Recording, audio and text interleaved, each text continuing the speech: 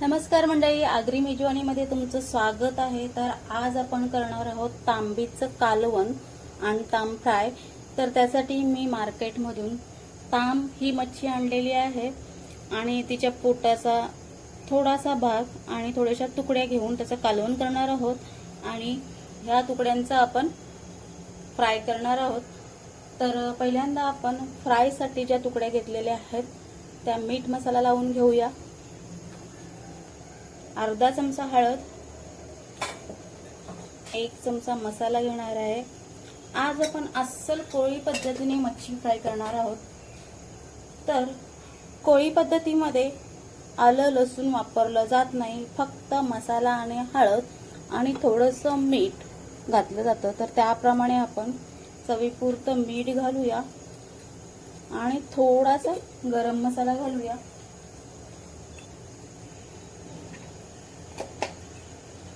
तर आता हे मी मच्छीला लावून घेते। तर आता मीठ मसाला हळद आणि मीठ हे 3 घटक आपण मच्छीला लावून घेतलेले आहेत। 5 ते 10 मिनिटं आपण त्यांना मॅरिनेशन साठी ठेवूया।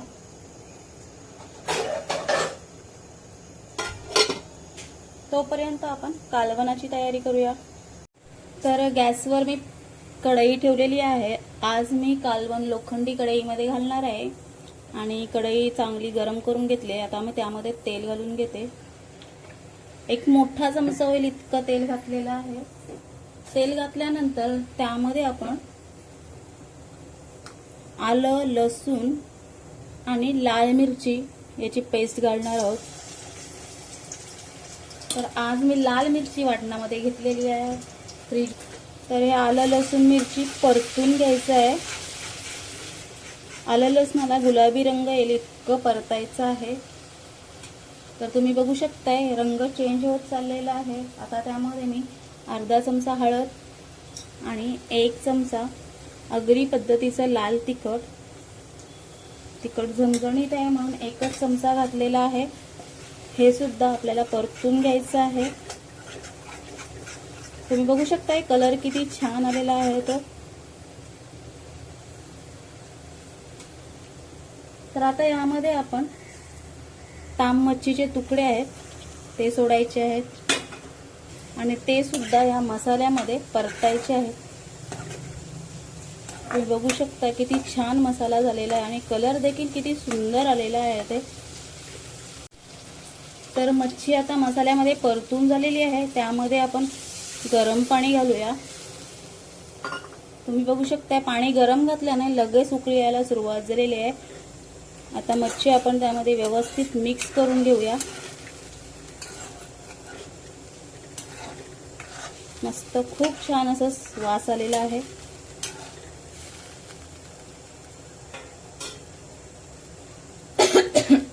फोडणी दणक्यात झालेली आहे, थोडासा ठसका देखील बसलेला आहे। चवीपुरतं मीठ घालूया।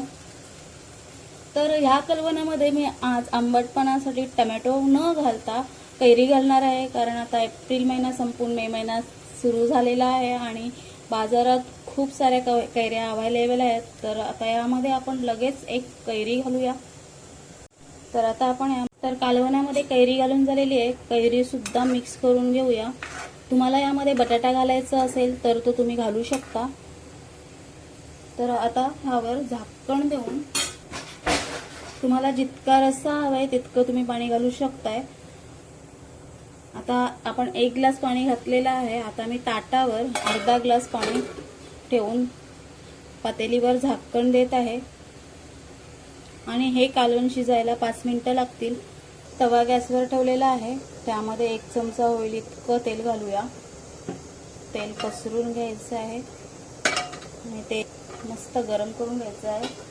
मॅरिनेट करायला ठेवलेली मच्छी मॅरिनेट झालेली आहे, चांगली 10-15 मिनिटं झालेली आहेत। तेल गरम झालं की आता मच्छीचे तुकडे आपण तव्यामध्ये घालूया।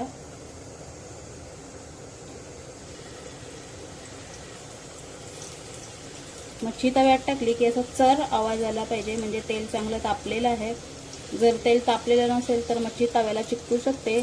इथे मी नॉनस्टिकचा पॅन वापरलेला आहे, त्याच्यामुळे चिकटण्याची शक्यता नाही आहे। तांब ही मच्छी चवीला खूप छान असतं। आणि यामध्ये शरीराला पौष्टिक असे खूप घटक असतात.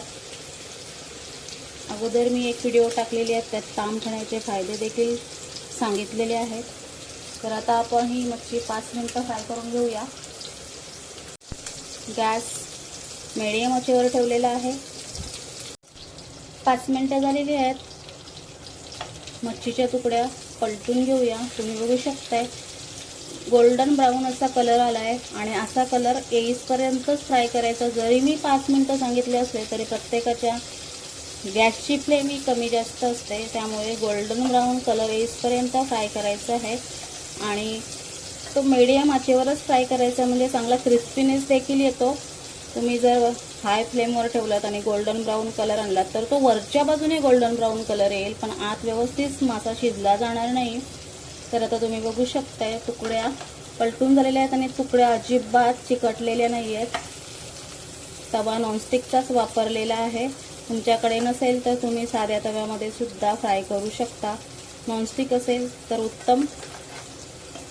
लोखंडी तव्यामध्ये देखील मच्छी खूप छान फ्राय होते आणि आपल्या शरीरासाठी सुद्धा फायदेशीर असते. जर लोखंडी तवा असेल तर लोखंडी तव्यामध्ये सुद्धा तुम्ही फ्राय केली तरी सुद्धा चालेल. आता पुन्हा आपण मीडियम आचेवर 5 मिनिटं खालच्या बाजूने फ्राय करून घेऊया.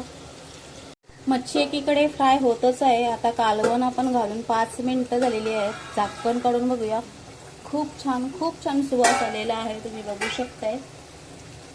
आता मी घाटी मारून बघते, म्हणजे चमचा फिरवून बघते. आगरी भाषेत घाटी मारणं असं म्हणतात.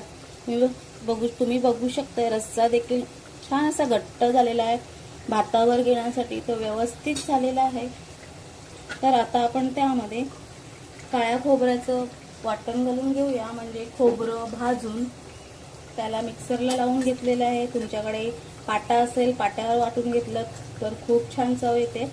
मी हे मिक्सरला वाटून घेतले. 1 चमचा होईल इतकं वाटण घातलेलं आहे.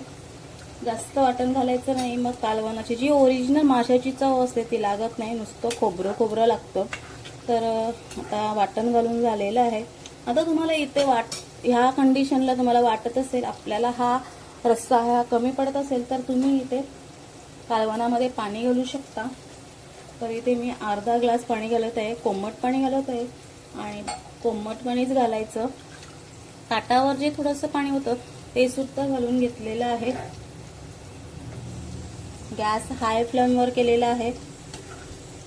तुम्ही बघू शकताय हा जो ही जी कैरी घातली ती सुद्धा छानपैकी शिजलेली आहे. वाटण घालून 1 ते 2 मिनिटं झालेली आहेत. आता वरून आपण कोथिंबीर घालून घेऊया. थोडासा गरम मसाला घालत आहे, तो देखील कालवणाच्या शेवटी घालत आहे, कारण गरम मसाल्याचा जो वास आहे तो कालवणामध्ये राहील म्हणून तो शेवटी घातलेला आहे. खूप छान सुवास आलेला आहे. गॅस बंद करून घेते. तर अशा प्रकारे मैत्रिणींनो तांबीचं कालवण तयार झालेलं आहे आणि एकीकडे आपली फ्राय सुद्धा होत आहे. तर मंडळी फ्राय पलटून 5 मिनिटं झालेली आहेत, म्हणजे खालच्या बाजूने देखील फ्राय मस्तपैकी झालेली आहे. कलर देखील खूप छान आले आहे. तुम्हाला मी एखादी तुकडी पलटून दाखवते. तुम्ही बघू शकताय किती छान असा रंग आलेला आहे. जर तुम्हाला अगदीच क्रिस्पी खायची असेल तर तुम्ही पुन्हा एकदा पलटून पुन्हा त्याला 1-2 मिनिटं फ्राय करून खाऊ शकता, म्हणजे मच्छी मस्त क्रिस्पी होऊन जाईल. पण मला आज अशीच खायची आहे, तर गॅस बंद करून घेते. अशा प्रकारे मंडळी तांबीचं कालवण आणि तांब फ्राय तयार झालेली आहे. तुम्हाला रेसिपी आवडली असल्यास नक्कीच लाईक करा. लाईक कमेंट शेअर करायला विसरू नका आणि पुन्हा एकदा भेटूया अशाच एखाद्या रेसिपीमध्ये. धन्यवाद.